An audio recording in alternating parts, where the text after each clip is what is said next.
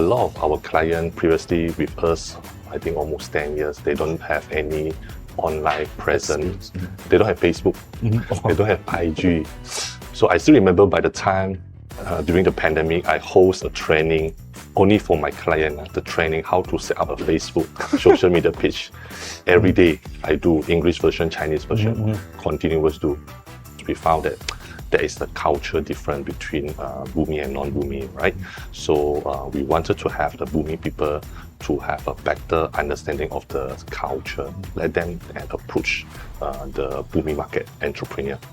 Until today, the top tier brand like Coca-Cola, 100 Nestle, they are still running the marketing because they know this marketing budget have to be allocated every year. You can't stop. It's like how when we feel hungry, we'll go get for food. It's the same logic. We can't stop.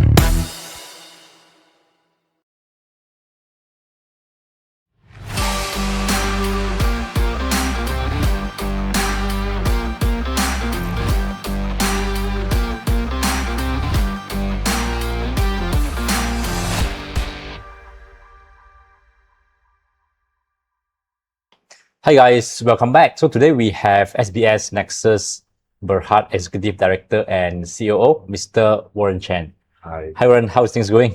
Everything good. Thanks for the invitation. Awesome, no worries at all. So I heard that you are getting pretty stressed because of your company just getting listed, right?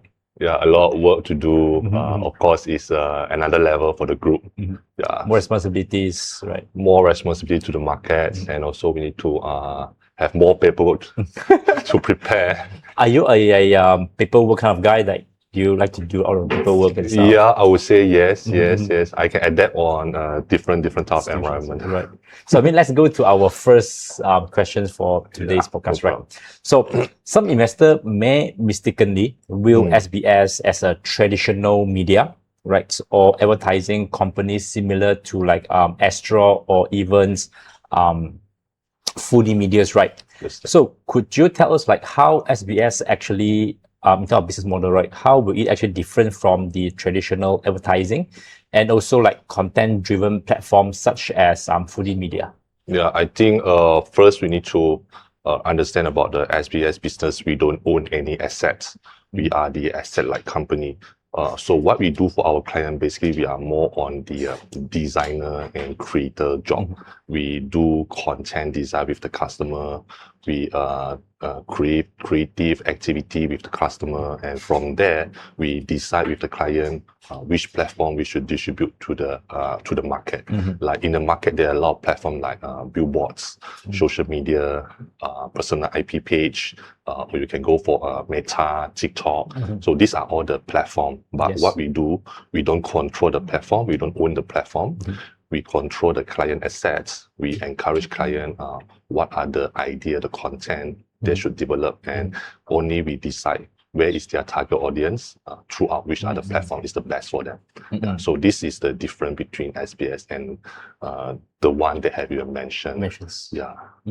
Cool. So the second thing I think is directly relevant to the first question, right? So who do you see as your direct and indirect competitors today?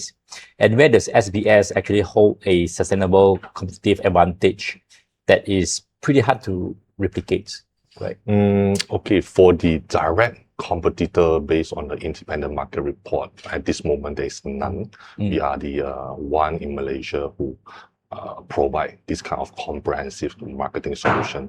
But indirect, yes, there is a lot because when you look at SBS service, we provide a multiple of services. Each of the services, they have the competitor there. Like for example, if you talk about social media, there is a digital marketing agency. You talk about printing, there is a printer. You talk about event, there is an event management company.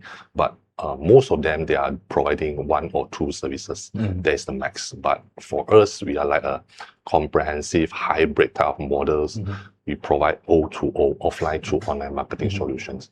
But if you talk about this business, I'll agree with you that everyone can do similar like SBS. Definitely, okay. But because of the experience that we have been run through over 20 years, we have our own experience, how to manage a different kind of situation. We did a lot of mistakes, right? So from the mistake we learn, we repolish we redo the policy, the SOP to strengthen up. So I would say if the company or the new company want to go in what we have done before, if possible, but it's challenging because we have been done this for over 22 years, right? So by the time when they are here, maybe SBS we are go far away from them because we are keep on innovation, keep on innovative, keep on changing. This is the way the house SBS we have done from very traditional in 2003 and until today, 2025. We are offline provider, we are digital provider, we also own our own media house as well. I think one of the very important point that you mentioned, right? So yes, I mean, everyone's can, because we have phone, right? So we can, do our own social media, but are you actually doing it well? Is your contents driving any traffic or revenue to your business? I think that's the very important things that we have to consider. So, I mean, it means that you said that you have already 20 over years of experience, right? So, will you rather set up your business, with someone that have 20 over years of experience, or you want to start from scratch, right? Where they have already everything that you need to know to drive more revenue to a business, right? Yeah, especially when we talk about the supply chain, because we do this business not all under in-house, right? As you know, we do a lot of outsourced kind of thing. We work very closely with our partners. This partner can be a couple of years, some of the partners can be more than 10 years. So this is a trust that we have built with the partner, and we have our own partner, we call it supplier chain. So no matter the client wanted to run any campaign in nationwide, we have the partner over there. Just for example, we can manage or we can organize an event in East Malaysia, but we don't have to bring all the team over to East Malaysia. We have the partner in East Malaysia. We just have to communicate with the partner in East Malaysia. Then they will run the whole entire show. So this is the fundamental we have been built for the past over 20 years. Yeah. So the next thing I want to ask you is that in the perspective of business, right? So during COVID, there are a lot of online brands that emerge, and a lot of them are doing super well. So from your customer base, right, do you see any online business that are doing very well, then they want to go to offline now? Do you get that kind of customers? Yeah, definitely. I see a couple of them are doing very well in online, and some of them, they are doing very well in offline at first, then pandemic, shut down, back to online, trying very hard, and they make very success. Then nowadays, they're back to offline again. So definitely, because in my clientele, most of them, they are retail business, they are education business, they are also property industry business as well. So a lot of them, when during the pandemic, get stuck. We also get stuck, to be honest. Suddenly, there's announcement come out, lockdown, right? No one can go out from the office or from the home. So we change the strategy. We educate our client, try to switch as fast as possible to online. So a lot of our clients previously with us, I think almost 10 years, they don't have any online presence. They don't have Facebook. They don't have IG. So I still remember by the time during the pandemic, I host a training only for my client, the training how to set up a Facebook social media page. Every day I do English version, Chinese version, continuous do, just to encourage them to set up a fundamental page. Then our team will go and assist them how to roll out the business online. So during the pandemic, we can see a lot of events, physical event, they move to online green screen event. Even we have one of the developer client, when it comes to a showroom tour, it's like a visual tour using PPT to bring you tour around. You see, there's no way for the physical tour all that time. Then we also have a lot of clients, they are selling food, vegetables, all these, they are doing online delivery business. So these are the business they are doing very great during the pandemic. Then when it comes to after pandemic, we encourage them, you need to have more engagement with your customer. It's been very long time online. Doing online, 2 years. People don't get to know you, who you are. They only see your poster online, right? It's time to come back to the physical, do some offline event, offline activity, encourage them come to your shop, introduce your products. So these are the things how we do it hybridly, combine and propose to our client. Christian also doing it this way because last time Christian from retail base. She started business, pandemic lockdown.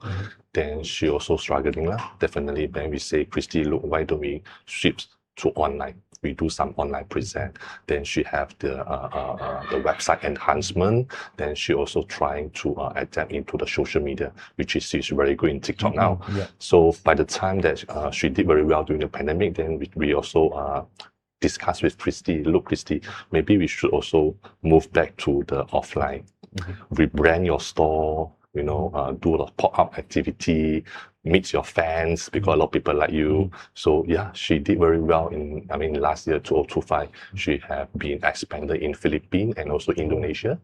So as we know that she in Philippines, there is a long queue for the shop opening. She is like a celebrity in Philippines. Yes, definitely, because people know her from online. So when she moved to offline, it's a physical like engagement with the customer, right? So she can see the impact. Yeah, so this is the always the solution we provide to the customer. You need to leverage offline and online solution, not only stick into the one. Yeah. So this is branding. This is marketing. You have to be hybrids, right? It will be a mix of both online and offline. Yes, I agree. So the next thing that I want to ask is like from a market perspective, right? So language and culture nuances play a significant role in SMEs engagements in Malaysia. Yeah. So as part of SBS, right, our future plan is to replicate its success in the Chinese-speaking SME to the Malay markets, right? So could you share a little bit when the company plans to roll out this plan, and also how do you intend to ensure the success of the program? Is called My Usahawan Media, right? Yeah, that's right. So how are you going to intend, to make sure that this program is actually running well, well? For this My Usahawan Media program, we're going to roll out this year, I think about I would say July lah. Like third quarter of 2026. So the reason why we are plan to roll in third quarter, because of our office space currently is limited seat, because we only have 10,000 square feet, right? One of our future expansion plan in our proceed, we did mention we want to move to the bigger office in order to cater more people there. So we need to recruit 18 staff, right? 18 Malay staff to run this program. Yes, specific the Bumi staff to run this program, because we found that there is a culture difference between Bumi and non-Bumi, right? So we wanted to have the Bumi people to have a better understanding of the culture, let them and approach the Bumi market entrepreneur. So other than that, we also we're not reliable on the 18 staff only. We also will talk to the Bumi Association, Bumi Community, Bumi KOL Entrepreneur, where they already have a lot of students, a lot of members, a lot of followers. So we will work together with them. And this is also how we've done for the past 6 years for the Shanghai brand. We work together with a lot of Chinese association. Yeah, that's the reason also, one of the key how we grow so fast in Shanghai. So we're going to duplicate this model into the Bumi market. But in this Bumi market, we don't bring something technology into this market. You see, what we bring is the formula of SBS. Okay, so put an example, like in the past 20 years, we started in flyer distribution service, right? So during that time, if you want to engage a flyer distribution team, for the nationwide, you need to engage at least 60 team. Last time, one of the clients, they want to do flyer distribution, because traditionally, you don't have social media. You only have flyers, newspaper, TV, radio, right? So they choose flyers. They want to distribute the flyers the whole nationwide. They engage 60 team. So when my boss, Mr. CM Wong, so he see that there is opportunity in this market, because we want to bring the conveniency to the client. We want to strengthen the supplier chain. So we go in as a middle person.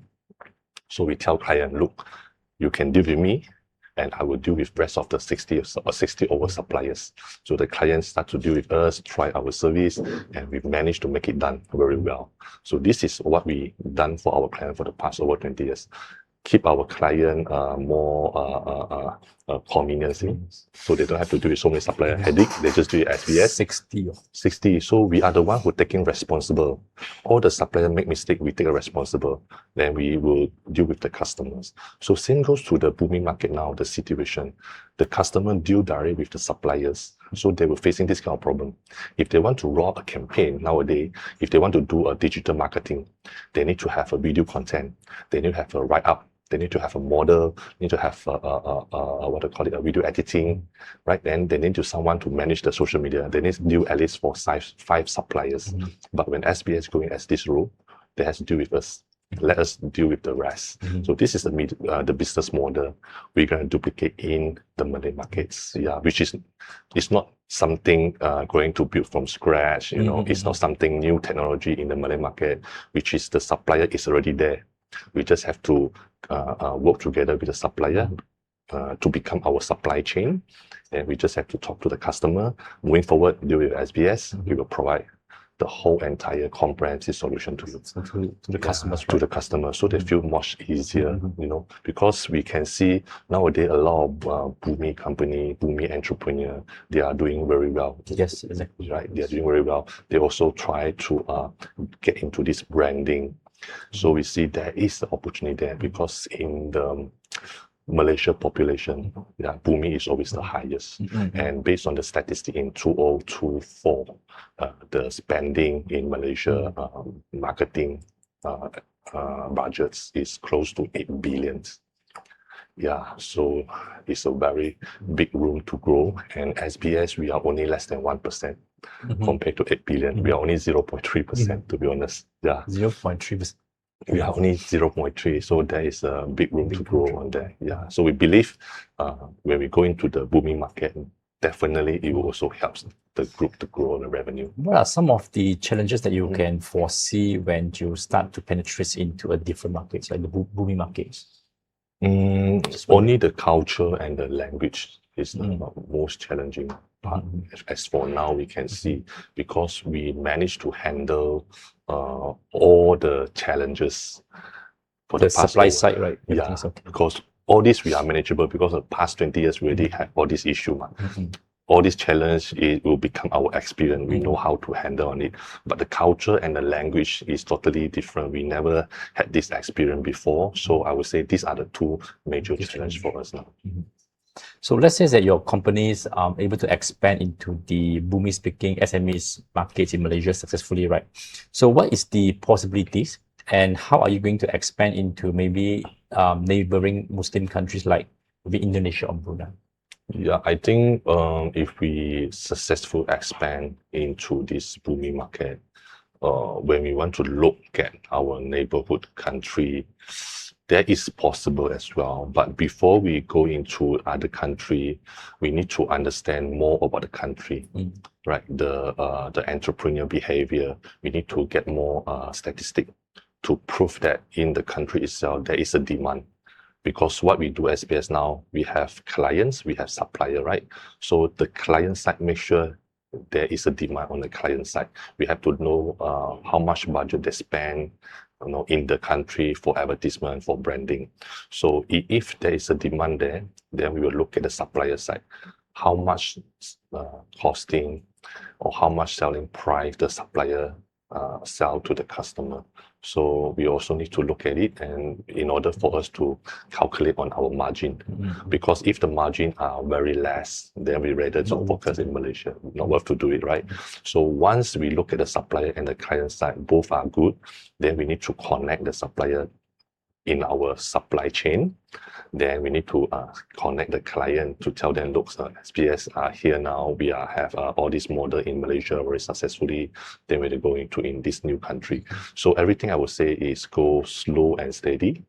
We need to understand more first, rather than we just go in and study it, right? So these are the few key things that we're going to consider.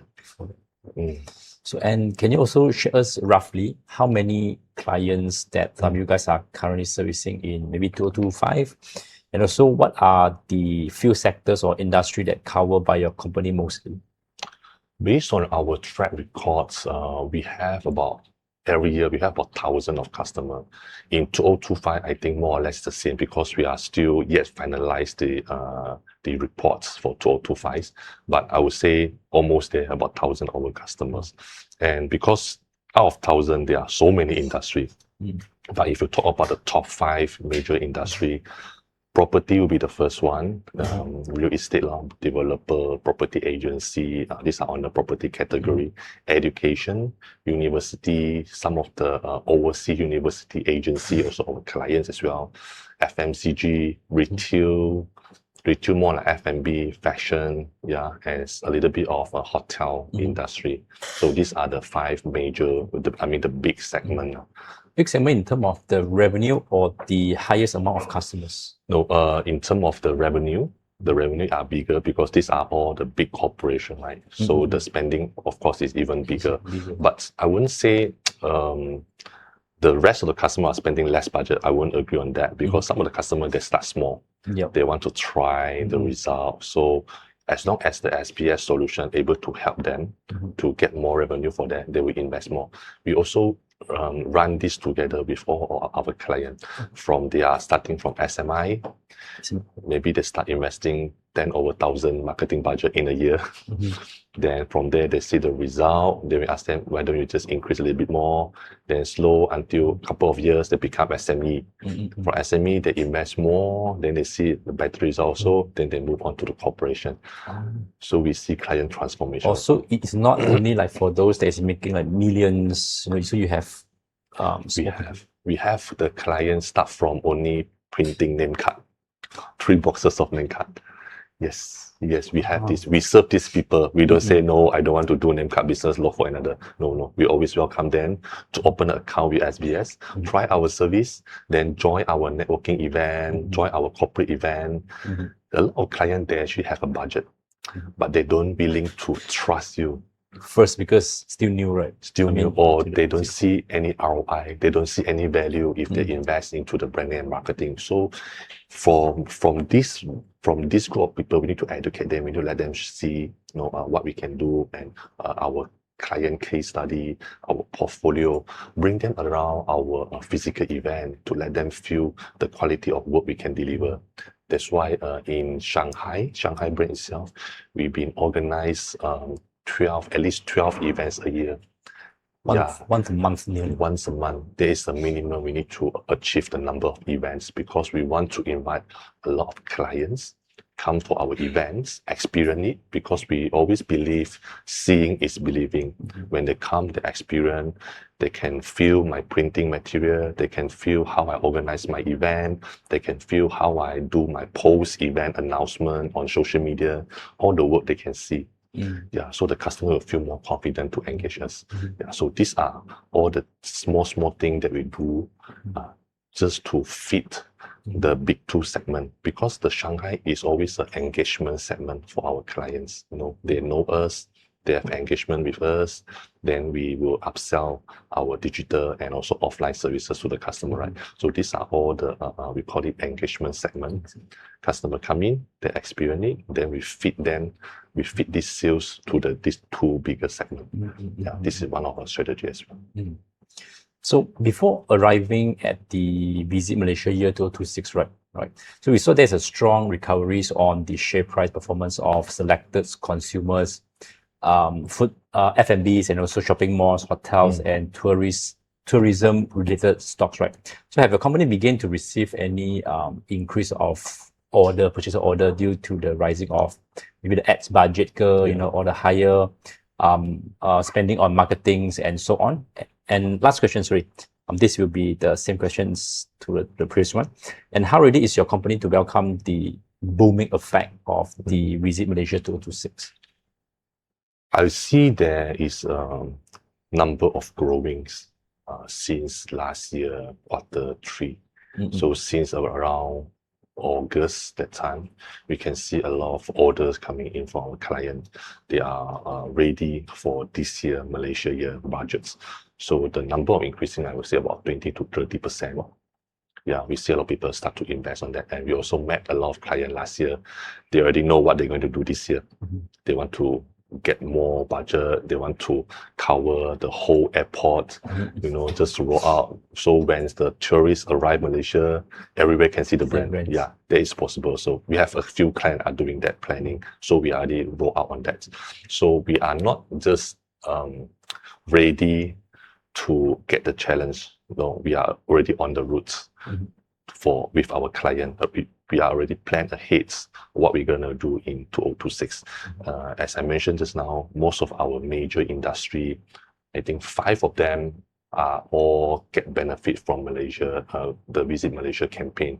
We talk about property. Definitely, they wish to have more tourists come over to Malaysia and look at the property. Maybe they can invest on property. The education is the same thing. Maybe they can send the children come to Malaysia, just to study. We have FMCG, we have retail. All these are direct benefit from this Visit Malaysia campaign. So these are the industry. They have even more budgets to invest just to get ready for this whole entire year. And I also would say that this Visit Malaysia year is not a one-off thing, because if this Visit Malaysia has going to roll out very successful, I believe in 2027 there is something different also. Yeah, it was something to come in as well. The government also will support different type of campaign in 2027. So the 2026, I would say, the whole entire industry direct benefit with Visit Malaysia. They are well prepared, and the budget are increased very well. So the next thing will be like on your business model, right? So what are the most important core values or business strategies that adopted by your companies while offering multiple branding and also marketing solution to your clients? Yeah, I would say for our core value, we are flexible. Flexible in terms of we are very tailor-made for our clients. Like example, just I did mention client, even with 3 boxes of name card, they are also my clients. So I'm very tailor-made. It depends on the budget. So if my client, they have a limit of budgeting or they have a big budget, either one. When I go to my client, I will tell my client, look, I will tailor-make a solution for you. Just tell me what is your objective and goal, and we will achieve. Okay, we will achieve it together with the clients. So the client will tell Warren, look, I have 100K of budget, or I have a $500,000 budget. Let's design something for me. Then we come up with the content, with the idea, with the proposal. Well, these are all the things that we're going to prepare with the client. Then only we will decide, okay, look, client, now all this is content, and where is your target audience? Let's study based on the statistic. Then we see the client, let's say example, most of the clients are from online, more of the clients are from offline. Then we will allocate how much budget we go to online present, how much budget we go to offline. So once we decide offline or online, then we choose offline. Okay, offline, you got offline events. Do you want to do a show? Or do you want to distribute flyers? Do you want to do more printing for your current branding? So they will decide what they want to do. Yeah, so from there, we tailor-make everything for the client. The statistic that we show to our client is something interesting, because in SBS, we are 22 years in the market.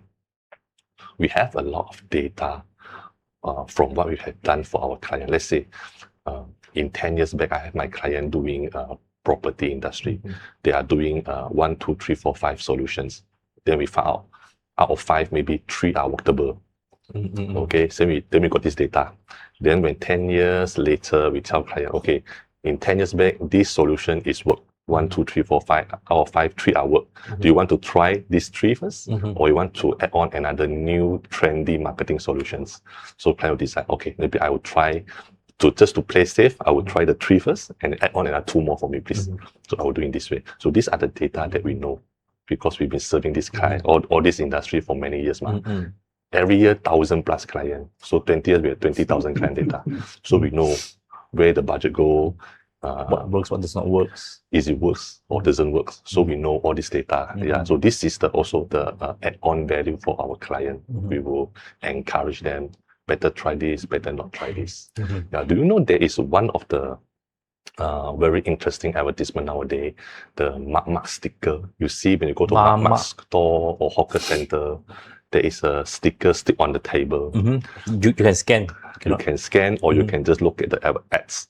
So nowadays, this marketing solution are very how to say it, a lot of developers love this kind of activity, this marketing activity, because a lot of developers, when they launch a property, right, is like, if I launch in A location, I just trying to cover maybe 20 km of radius out of this A location, right? So this mark sticker, we call it my major sticker lah. So this sticker will help. We will talk to, within 20 km, we will talk to all the hawker center, the mark store, or even though Chinese restaurant, we talk to them.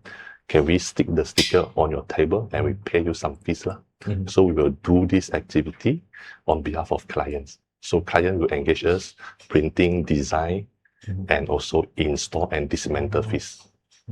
Yeah, so this is how interesting, because clients say, oh, can you, if client want to do by their own, they have to talk to the restaurant one by one. Can you? So many restaurants. So many restaurants, then how are you going to talk to them? But we have this kind of service, which is, this is also one of our supplier change. So if client Warren, I want restaurant in Klang Valley area, how many table you have? I got the data. I have 10,000 table, 20,000 table, and how much it costs, I give the price to them. Yeah, so this is something unique than what we can provide to the customer. It's very customized to whatever that. Well, yeah, it's very customized, yes. And I think we have slightly touched on this before, which is the online and offline, right? So do you agree that the future of maybe business or retail business, right, it have to be 50% online and 50% offline in a hybrid model? I will look at the campaign objective. Is more on the location where they're going to target. Because if we are talking about in Klang Valley itself, in KL, of course, offline and online combination will be very good. Because when you run anything offline event, like you have a roadshow in KL, the crowd must be higher compared to outskirts. If you are running this event in second tier or third tier of city, if you invest more on the offline, I'm afraid the outcome is not what client expected, because they spend $500,000 offline in KL. They see, oh, there is 1,000 of people joining my campaign. They're happy, a lot of conversion, right? When they're spending $500,000 in third city or second tier of city, they see, not much of crowd coming. No, I feel regret to have made this decision. So we always have to look at our client location, where they want to target. If in Klang Valley area, definitely maybe the budget, we can allocate 60 online, 40 offline. But when come to outskirts, maybe they will tell client, maybe you should consider 20 offline, 80 online. Yeah, so we use online to encourage people join your offline activity, more budget on the online. But when in Klang Valley area, you just have to choose a nice location. Yeah, true. Right? Choose a nice location with, they already have an actual crowd. You can invest more your offline marketing budget just to set up your whole entire event, your pop-up store. Yeah. So we will see how we're going to talk to clients. We will understand what is the objective first, and do they have a limit of budgets, and then we'll decide in this location how much you're going to spend. Yeah. Not all the location will be spending the same. Yes. Depends on the location as well. It depends on the location. Yeah. Okay. So investor, are impressed that high profit margin are able to earn by your companies, right? Yeah. But at the same time, they are also equally concerned that there is no long-term contract secured by your company. So my question over here is that, how do you ensure that you are able to continuously secure consistent maybe projects or revenue from customer on a much more consistent basis? Yeah, but I think first we need to look at this in our business industry are not really how to say contract based, because due to some of the policy of the company, most of the big corporation, they have a procurement policy. So this is our industry facing the problem. Each of the procurement policy, they can only engage with the supplier, let's say 2 years, no more than 3 years. So the maximum contract you can go with this corporation, maybe 3 years. 1, 2, 3 years. It depends how they're going to renew you because of the policy issue. This is for the corporation. But when we look at the whole entire marketing industry, I just put an example. If you want go for food, you will always go for cafe, you will go for restaurant for food, right? If we want to buy something for house use, we will go for a hypermarket, right? Consistently, we will go hypermarket, we will go F&B for food and for some other household products. So this is the consistent, but they don't sign any contract with you. Am I right? So same goes to our business. We don't sign any contract with client, but company, the brand always need to run marketing. Yes. They can't say this year I run marketing, next year I don't run. I still expect my revenue is the same. No way. Until today, the top tier brand like Coca-Cola, 100+, Nestle, they are still running the marketing because they know this marketing budget have to be allocated every year. You can't stop. It's like how when we feel hungry, we'll go get for food. It's the same logic. We can't stop on marketing. So in our market, in our business industry, it is similar. Like when you're hungry, you look for food. Then the brand, they want to start a business, they must look for the company to run the business. And we can see based on the statistic in the SME, the SSM statistic, every year there's 20,000 companies registered in Malaysia. New companies. They are registered in Malaysia. And I share you just now about the spending in Malaysia is close to 8 billion, right? So this is the number. So we believe that the more you serve, the more you can sustain. That's why we don't always rely on 1 or 2 or 100 of customer. We always serve thousands of customers. Yeah, of course we believe that customer come, maybe it's by a campaign basis, festive, then they run a Hari promotion. After Hari, then they don't run any advertisement. We still have this client as well. Yeah, so we need to ensure that the quality, the quantity, yeah, it has to be there. We cannot serve only 100 of customers. So if 100 of them, half of them stop marketing, then we don't have any revenue, right? Yeah, so that's why, based on the track record have been proven, SBS has been serviced more than 1,000 customers every year. Yeah, it's a very good numbers. Yes, we have to do this. So this is a very interesting question. You will not have water, you can No, have So after Foodie Media was so successfully listed on Bursa Malaysia recently, so investor may like to draw a close comparison between your company and Foodie Media, right? Yeah. So is your company competing against Foodie Media, or both of you are actually complementing each other in the pretty similar industry? Yeah. I would say that we are definitely complementing each other. We don't compete with Foodie Media because what we do, as I mentioned earlier, that we are the creator, we are the designer for the clients. So just an example, if my client they are running F&B business, they want to do a new menu launching or a new opening for the store. If we found that the Foodie Media platform, the audience is relevant to the brand, we can always channel my client project to Foodie Media.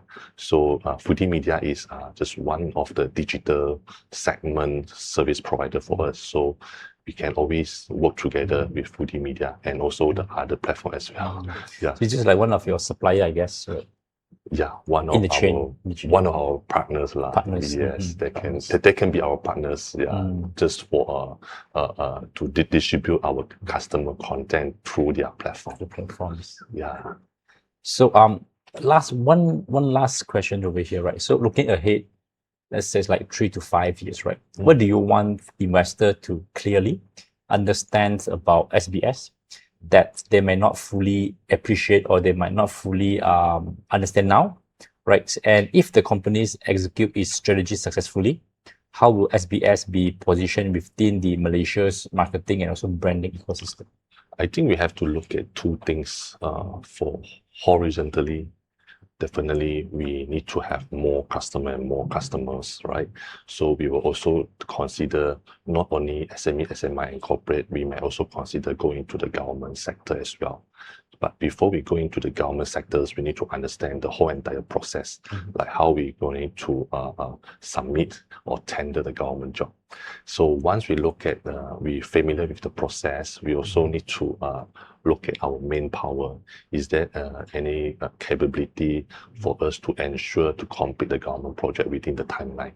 So this is also part of the focus in the group also, to expand a wider customer and also to wider the services that we're going to provide to the clients.